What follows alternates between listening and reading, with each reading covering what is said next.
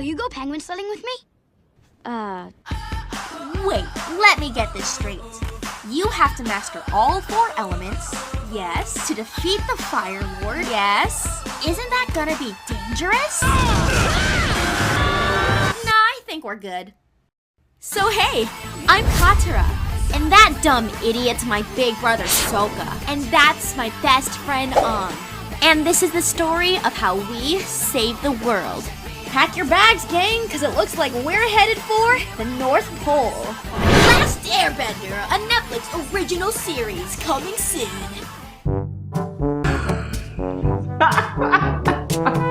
Don't forget honor. KJ Alpha's Alpha, get it? This one's too real though. Sadly, the creators announced on their social media that they are no longer developing Netflix's live-action adaptation of Avatar. It is still going to be made, but without them. Reading their posts on Instagram, it definitely sounds like that some major creative differences made them leave Netflix, but unfortunately it is still a bit unclear as to what exactly happened. They keep it kind of vague. I guess they can't share the whole story for legal or contractual purposes. I don't know, some of you guys are already typing, God, Michelle, didn't you see that article that exposes what Netflix wanted to do? Well, I recently found out that this news article from that site called Fandom where it was detailed what exactly Netflix wanted to change about Avatar, was apparently fake. Fandom is garbage. They have reported about 2 upcoming TV shows that have been debunked. First it was Batgirl show on DC Universe and then Superman show on CE. Please spread awareness about this garbage website and don't believe anything they report. They're known for posting awful clickbait articles, even spreading fake news, many including fake casting just to get more likes, and then delete the post later, spreading fake trailers, basically anything that would gather more attention to the page. So yeah, I would take that article with a grain of salt, but let's quickly read through it for more context. The diversity of cast. Aside from reining in the budget, Netflix also wanted the ability to consider some white actors for the series. This was announced later for the creators who were insistent that not a single white actor be on the series. Netflix currently wants to age up Aang, Zuko, Katara, and Sokka. They also want to separate the live-action series from the animated one by creating a darker, mature tone with more romance, sex, and blood. You know, even though this might be fake news, it definitely sounds like something that Netflix would want to do. Also, judging from what the creators kept promising us, if you guys remember the original press statement for the Netflix adaptation in 2018, the showrunners kept saying that they would have a culturally appropriate, non-whitewashed cast. Like, this was definitely one of the biggest things that the original creators wanted to accurately realize in the live-action version. So, I wouldn't be surprised if whitewashing ultimately made them leave the project. By the way, this is me just speculating, but I'm honestly 99% sure that that's the reason why they're being so vague in their announcements, because if you just look at the past, after the release of the live-action Avatar movie in 2010, it took the creators 4 years to finally open up and talk about what went wrong. A, we didn't want it to be done at all before anyone was attached. And then B, if it was going to be done, we wanted to do it, but they weren't going to let us. C, when they attached Night, we just thought, well, this is what we've been dealt. We'll just offer help when it's asked of us. And if it's not, we'll stay out of the way. And in the beginning, it was more positive and we offered help, but then we had a big falling out and whatever. It's a long...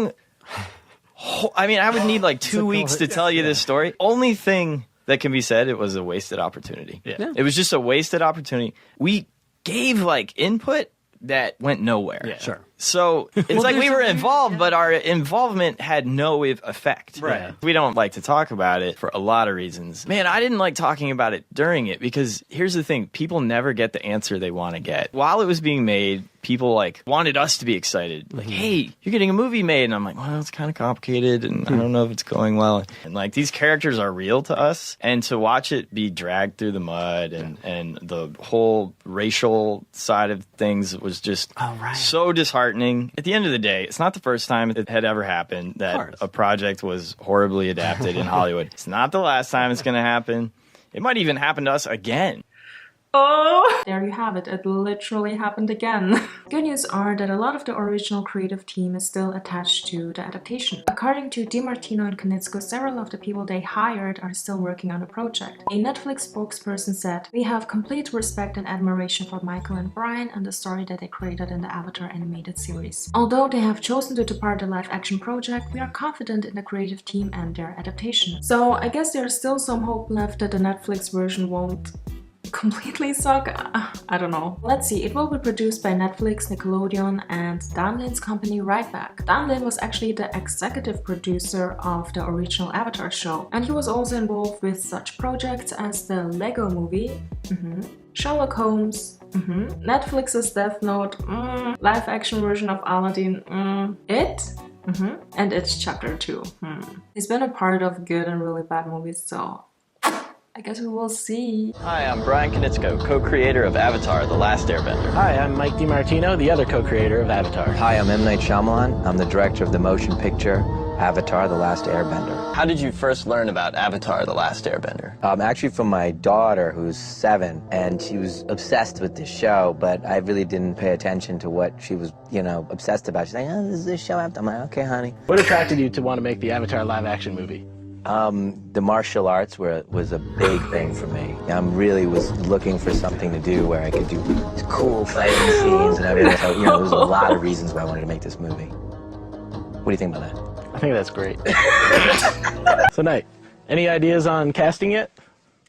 Actually, the weird thing when I think about, who I'm going to cast in the movie is, they're probably going to be mostly white. Even when the original creators were still attached to the project, many fans didn't want this adaptation to happen in the first place because of fear that it would be another disaster like M. Night Shyamalan's Avatar. I remember on Twitter 2 years ago when they officially announced these news, most people were already not looking forward to it. And what personally frustrates me about this is, I absolutely understand the fans' distrust and apprehension. I feel like Avatar fans can be very protective of their series, but don't you guys realize that Avatar has so much potential? Some cartoons or anime shows fundamentally just don't really work in a live-action version, but Avatar's world translates so perfectly to the real world. It already has such a realistic feeling, the characters, the world alone, and story-wise it makes much more sense than, for example, the story of Naruto or any other classic anime series, to be honest. And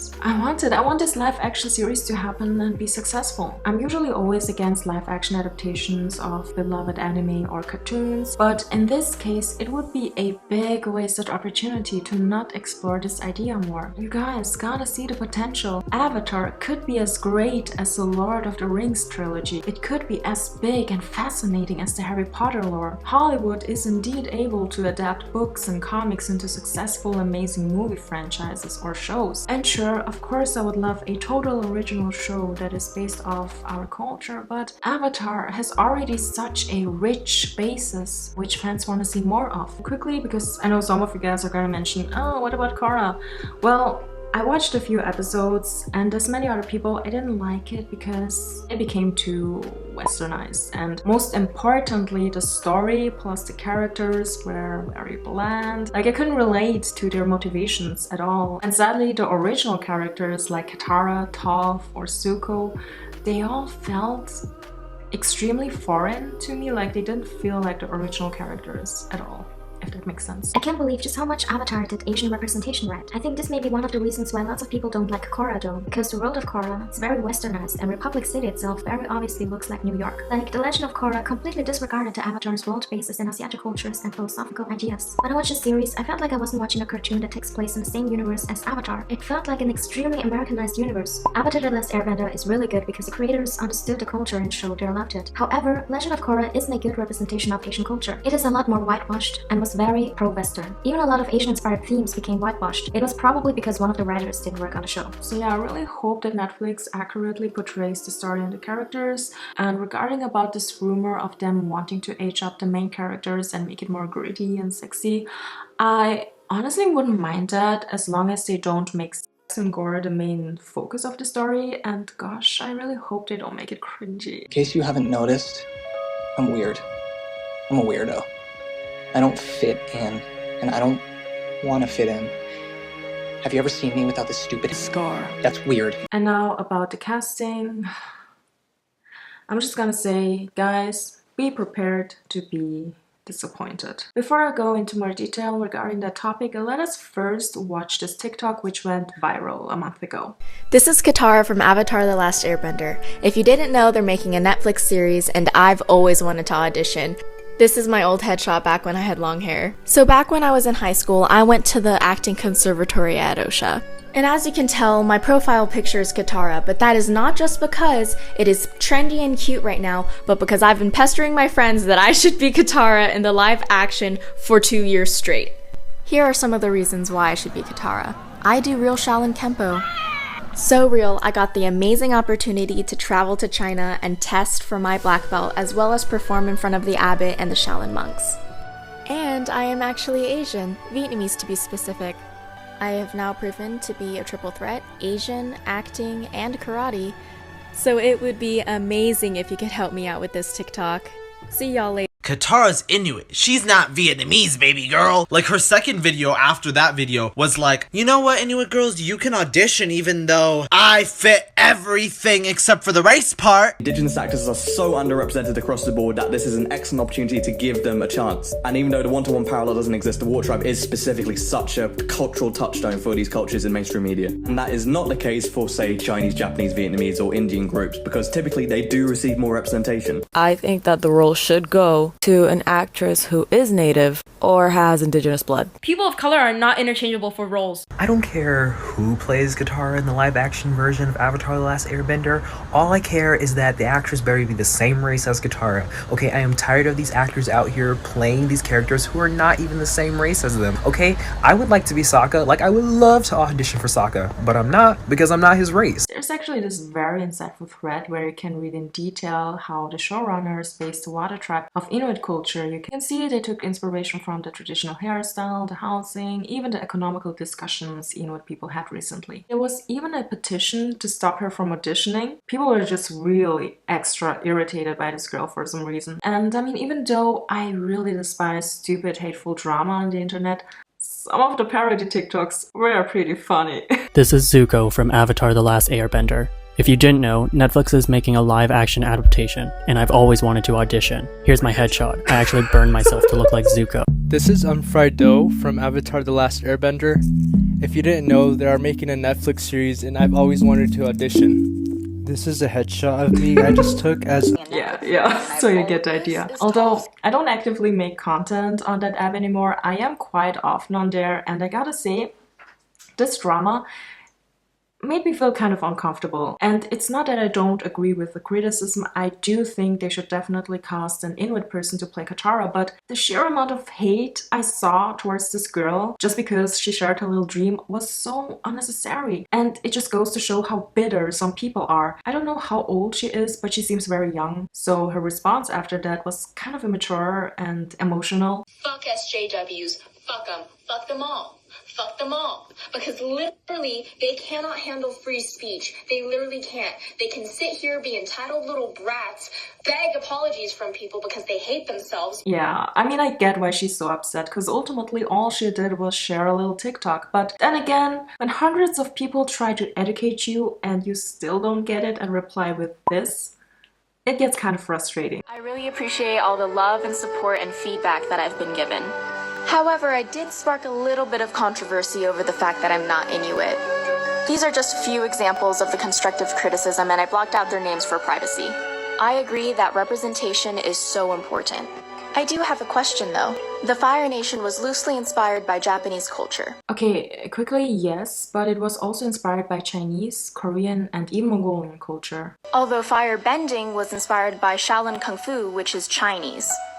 So must they all be Japanese? Again, no, because it's a mixture of many different East Asian cultures, so the Fire Nation can actually be any East Asian ethnicity. Waterbending is based off of Tai Chi, which is also Chinese. Not to mention she also could read Chinese. The Chinese language was universally used in the Avatar world mainly because of conveniency. Also, the very confused point she's trying to make with the different East Asian fighting styles doesn't make sense, because martial arts doesn't have anything to do with the racial representation of a person. For this reason, if Katara is not Asian, then she is also not Inuit. And here is where you are wrong, because the Water Tribe you see is through and through Inuit. There's nothing East Asian, South Asian, or West Asian about the Water Tribe. It's Inuit with a few elements of Native American culture. Apparently people are really arguing about whether or not Katara needs to be played by a Native American actor in the live-action show, and of course the answer is yes. Am I saying it should be me? No, I just happen to be a Native girl who looks nice in blue. But I am saying that this is the perfect opportunity for Indigenous representation in mainstream media that isn't a caricature.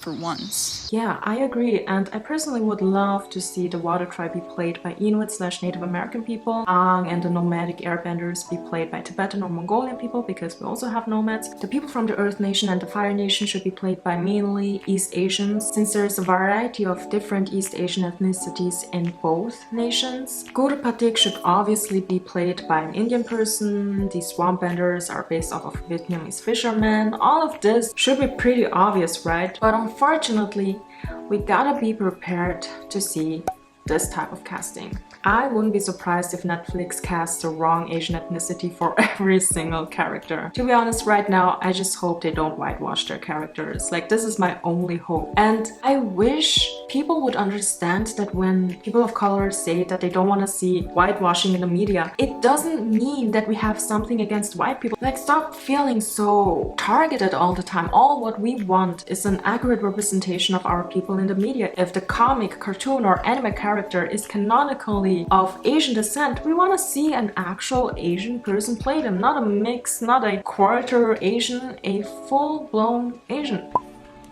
That's a good question. That's a good question. But I would like to ask you, can you name two famous Asian people? I'll give you a second. You good? All right, so I bet you named either Bruce Lee or Jackie Chan or Jeremy Lin. That's it. That's all you got, man. And here's the thing. We have not been represented in social media at all, especially in big media. And then when we are characterized and caricatured as just these bumbling buffoons or the typical Asian thing. And then the thing is that most of the time we're played by white people. So then that's why I care so much that all these characters be Asian, because Asian representation in social media is literally abysmal. And then of course we get these comments like, gosh, it's always about race with you guys. Like, stop being so obsessed with white people. You know, it's funny because it's the total opposite. Well, how about you stop being so fixated to insert yourself into everything? So this whole water trend has gotten me thinking just about how interesting the elements are used in Avatar. And first of all, the 4 elements are Greco-Roman. These are Western elements, and they're projected onto an Eastern world. Excuse me? These elements are first of all universal, and you can see them in every culture. Buddhism, for example. We have a bunch of different gods, but essentially all gods represent Mother Nature. It's literally the elements which are holy to us. This is the basis for our Buddhistic existence. And in the comments you can actually see people pointing out that the elements could also be based on Navajo, Japanese, or Tibetan culture, since these elements are again universal. So for you to say the 4 elements are Greco-Roman. These are Western elements is kind of uncalled for. So this show has literally and figuratively applied Western elements to Eastern ones to help a predominantly Western and predominantly American audience better understand the material. And this is what I mean. First of all, it's not that deep, bro. And second of all, stop trying to insert yourself into everything. Tibetan culture uses the elements, but they have more earth, air, sky, water, and fire. So airbenders are based on Tibetan culture, sorry. And he responds with, in fact, technically, it's both. Oh my god, just get over the fact that this world is based on Asian culture. Like, just let us have this one thing. It's just so frustrating. Now, I'm gonna answer some comments I got on my last Avatar video. I'll probably get flagged for this, but I'm sad that the Water Tribe is based off Inuit people. African Americans are wanting to be that role because the characters have dark skin. There are different cultures in the Asian society where they have dark skin as well. The same way I don't want whitewashing. I just want my Asian heritage and culture to be the center of the stage for once in American media. Okay, I never saw any black person saying that they're gonna audition for the Katara or Sokka part, and in the funny chance they are offered this role, I honestly don't think that black people would accept that role in the first place, because, you know, out of all people, black people especially understand the importance of accurate representation of people of color. So yeah. And also, you should not say that you're sad that the Water Tribe is based off of Inuit people, because unlike we Asians, Inuit literally have 0 representation in the media. I personally believe the Earth Nation is a mixed culture like the Middle East to regular East, basically Europe to Mid-Asia. Vienna, because some had tan skin, small eyes, bright eyes, and different Earth kingdoms have different buildings. Compare Omashu and Ba Sing Se. Okay, I disagree, because brown-skinned Asians exist in every East Asian country. The reason why we see so many white-skinned Asians in the East Asian media is because, unfortunately, we also have our own case of colorism. People in the Earth and in the Fire Nation have Chinese, Korean, and Japanese sounding names. Also, the architecture of Omashu and Ba Sing Se are both typically Chinese. People are saying Fire Nation is white because they have white skin. What color is this? Or this? Does that look yellow? Theory, white people don't exist in this world, or at the very least their culture. It's a fantasy world, so it's plausible. The attire is very Japanese inspired. Also Thai, Korean, and Chinese. Forgot to say that, sorry. The hair is traditional Chinese Qing dynasty. Some of the male hairstyles are even Mongolian. I can also see some Tang dynasty too. The architecture is heavily Chinese and surprisingly also Thai inspired. So no. I'm curious on your thoughts on the characters who are brown skinned. When they were in the Earth Kingdom, I believed them to be Indian. I could see King Bumi being Indian or Indonesian even, because the word Bumi comes from the Indo-Aryan or Indic language. Apart from him, I don't see any of the Earth Kingdom people being Indian because, again... Please stop making Asian characters different races just because they are tan. It perpetuates the idea that Asians can't be dark, and it encourages toxic beauty standards. Please stop making them different races, please. So some people on Twitter were claiming that the Sandbenders are based off of Northern African people or Middle Eastern people, and of course many people kept asking where they got this information, and they couldn't provide an actual link or an answer, which makes me believe that it's probably not true. But I could be wrong, so let's explore together. The Sandbender tribes, also known as the Siwang people or Siwang tribes, are people indigenous to the Siwang Desert in the Earth Kingdom. Okay, let's see. The name Siwang is Chinese. The famous Washi Tong Library, which is located in the Siwang Desert, is also a Chinese name, or at least very Chinese sounding. The names of the Sandbenders, Gaxiong, Sui Beifeng, Shamo, are all Chinese names too. Fun fact, Gaxiong is the actual name of a lake located in the desert zone of Inner Mongolia. Which, by the way, have you guys ever heard of the famous Gobi Desert, which is located between Mongolia and China, where nomadic Mongolian/Chinese people live? Yes, deserts don't only exist in Africa or in the Middle East. I have a question. If a non-Asian person were to cosplay as Suki when she is wearing Hakyoshi warrior makeup, is that considered racist/cultural appropriation? No. Of course not. Would love to know your thoughts about people wearing Asian-inspired clothing, either from fast fashion or Asian brands selling traditional inspired clothes to the West. Again, this is my personal opinion. I don't speak for the entire East Asian race. So, I don't have any problems with people wearing traditional Asian clothes. I don't really care if you wear a modernized kimono or traditional Asian accessories, as long as you don't wear it to ridicule us or claim it as your own, aka Star Wars. It's all good by me. Now, just because I say it's okay doesn't mean it's gonna be okay for some other people, unfortunately. There are plenty of Asians who have a problem with that, especially if you wear a sexualized version of something that used to be very classy and historic, so I guess just be prepared to get some pressed comments. But honestly, don't take them too seriously. Again, this is just my opinion. I'm actually very curious about what you think about how they had non-Asian voice actors for some of the characters in Avatar. Personally, I don't get the concept of people wanting racial representation in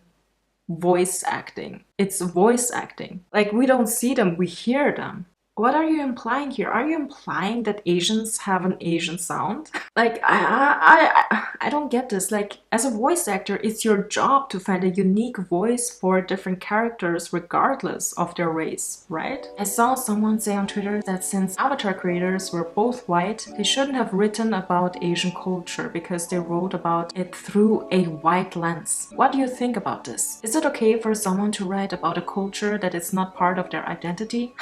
Okay, here's the thing. I totally get where this person is coming from, because as an Asian person, there's just some things like mentality or our perspective on certain things which are fundamentally different from Western people. And there's, for example, Korean things that only Koreans truly understand. There's some Japanese values that only Japanese people truly understand. But having said that, damn did the creators do a good job. They nailed everything. I think this is a very toxic mindset to have, to say that just because they're white, they can't write Asian stories or black stories. Yeah, a very, very gatekeeping belief to have. And it honestly reminds me of this post I saw circling around on Tumblr. Let me read this mess. Sorry if I'm bothering you, but can you share why you think Avatar is bad? You're asking for a lot because that show is complete and utter mess. First, my Tibetan ass wants you to think about the fact that it's a show using Asian/indigenous people and their devastating histories made by ignorant, weeaboo white men. Okay, first of all, notice how she mentioned that she is Tibetan. She's gonna mention that about 15 more times, which also means she's gonna speak for the entire Tibetan population. Weeaboo white man.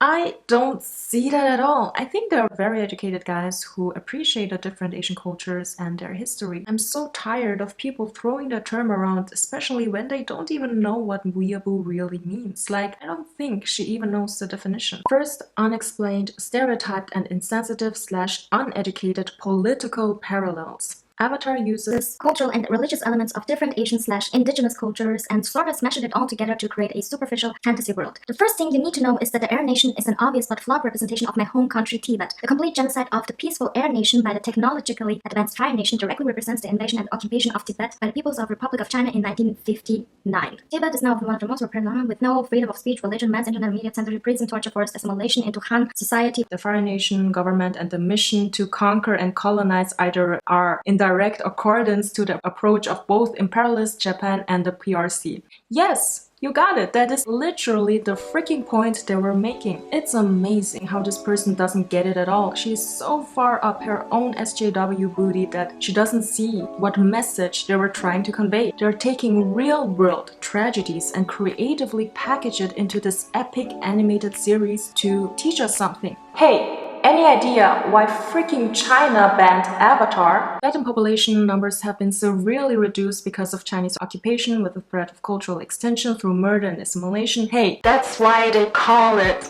the last airbender. He's the last one of his kind. Having media content for children about Tibetan-like people being completely massacred to extinction because they're too peaceful isn't exactly tasteful. Okay, yes, finally, my god. So her entire point is that it's not tasteful. Okay, so for people who want to accuse me of gaslighting a Tibetan, hey, we Mongolians literally share the same Buddhistic genocide. And it happened even earlier for my people. Tens of thousands of Mongolian monks were brutally massacred by Stalin in the 1940s. We lost our unique script. Buddhism as a religion was also suppressed, and me personally, when I watch Avatar and see all those references to real-world Buddhistic tragedy, I gotta say, I feel an immense pride that this little Buddhist monk, this little airbender, is the hero of this whole story. For me, it's a really empowering story. One of the main faults of the show I cannot forgive is the use of cool, flashy Asian words/names used in the show that in reality have tragic political context, like Lake Laogai. Laogai are real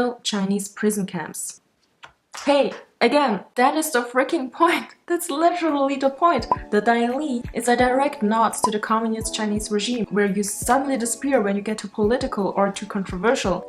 Like, again, any freaking idea why Avatar is freaking banned in China? I feel like a response to this might be, why are these representation offensive? You can make a show that addresses and promotes awareness of issues and it's not offensive. It's a good thing that helps, but the problem with Avatar is that the real-world comparisons that the show makes are never actually explained or clarified to the viewers. Are you freaking kidding? It couldn't be more obvious.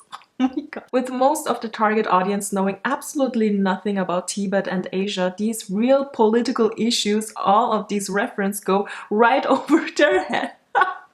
No, it didn't. This is literally not news to any of us. Also, how can you just so shamelessly speak for the entire Avatar fandom, basically calling the average viewer too dumb to get all of these very, very obvious references? Like, your whole basis of your thesis is flawed. Sure, a few 10-year-old Western kids might not know about every single political reference that they are making, but what do you expect from a freaking child? Now let me read some more. Okay.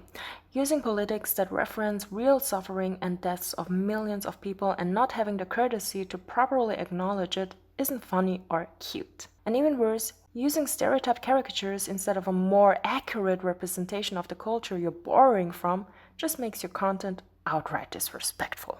Okay, so what exactly are you even saying here? Are you expecting every showrunner that takes inspiration from current political issues to make a super accurate, no fantasy whatsoever, 18+, basically a documentary where humans are just acting out a history kind of show? Hey, why don't you just go watch HBO's Chernobyl then? Go watch a Hitler documentary. You wanna see Asians without magic? Okay, watch 7 Years in Tibet instead. Gatekeeping inspiration, gatekeeping historic events.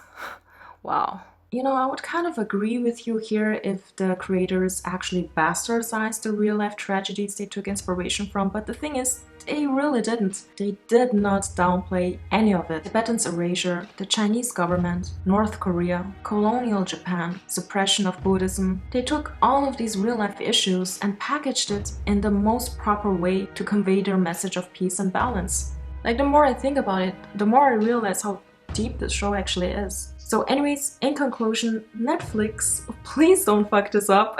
Please cast the right ethnicity for the characters. There are tons of talented Asian, Native American, Inuit, or Indian people out there. I know you can.